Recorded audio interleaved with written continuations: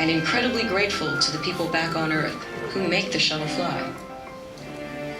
Hi, I'm Marcia Ivins, and welcome to Launch Complex 39 at NASA's Kennedy Space Center.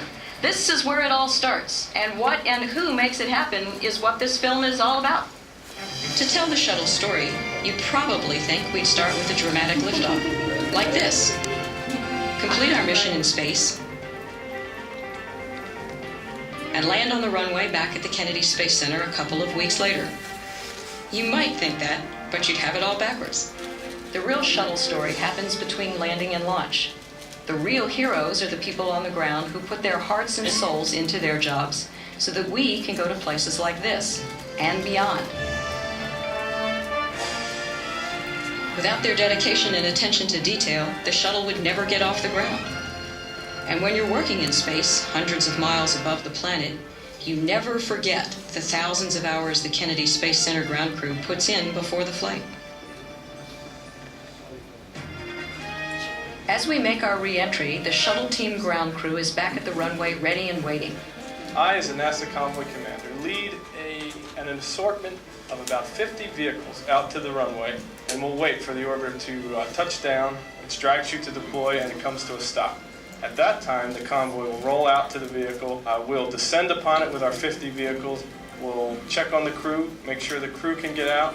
We make sure that there's no leaking chemicals, toxic chemicals or vapors coming from the vehicle.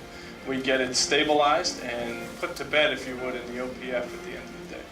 In the orbiter processing facility, shuttle team workers will spend the next 4 to 6 months inspecting every inch of the orbiter for damage that may have occurred during the previous flight, making repairs, and getting the shuttle ready for its next mission.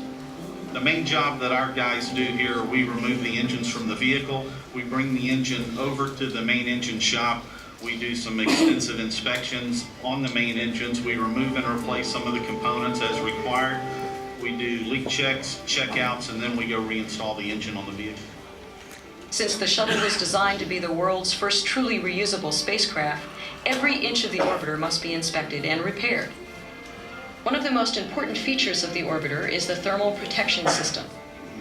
The basic block is made of silica fiber, insulates the aluminum skin underneath to 150 degrees to keep that aluminum from becoming soft. During re-entry, the hot plasma gas that flows around the orbiter gets upwards of 3,000 degrees Fahrenheit, and you need insulation material to keep the aluminum skin of the orbiter from actually melting. The OPF is also the place where the old payload is removed and the payload bay is made ready for the next trip. You might think of the shuttle as a giant space truck designed to carry payloads into space, as well as scientific instruments used to gather data and conduct experiments in zero gravity. We're fortunate in payloads to be able to have a new mission, a new customer, a new configuration of the orbiter, both mechanically and electrically each time, and it's never a dull moment, so I simply love this.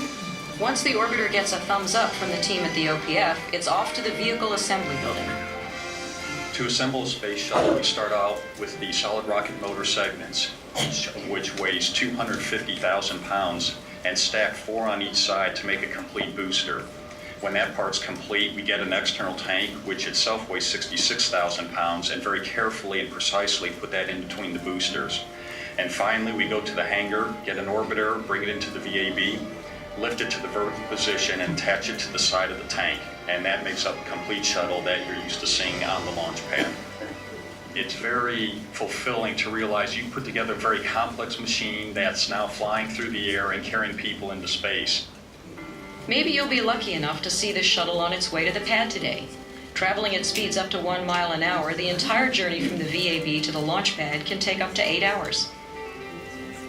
The Space Shuttle arrives at the launch pad about a month before the actual launch date, and it's a very busy month. In the final days before launch, Kennedy Space Center's quality control teams pore over every inch of the shuttle, looking for any imperfection, knowing that even one loose screw could mean disaster on launch day. It's all an incredibly detailed process with multiple checks and rechecks performed right up until SRB ignition. What we do is we manage all the test activities and try and make sure that everything happens so we can get to launch countdown. And we're the last people that say anything to the flight crew when they get on board. This is a team effort, so we like to tell them that everybody's thinking of them, and that tells them that, hey, we're getting ready to launch. Turn on your oxygen because we're going to be going for a ride.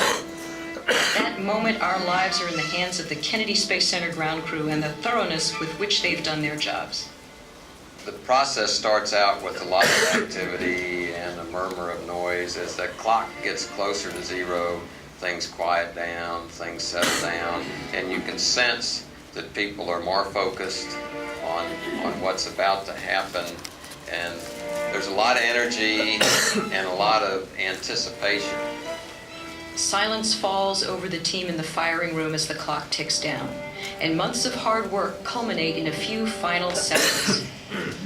And when the shuttle lifts off, every member of the Kennedy Space Center shuttle team goes with it in spirit. Each one of them knows they had to do their job well in order to enjoy that safe and successful mission. They're the most dedicated, greatest group of people I've ever had the pleasure to work with. As you can see, it takes a lot more than rocket fuel to make the shuttle fly. It takes a team. And even more than that, it takes a nation of hearts, souls, and minds, all reaching for the stars.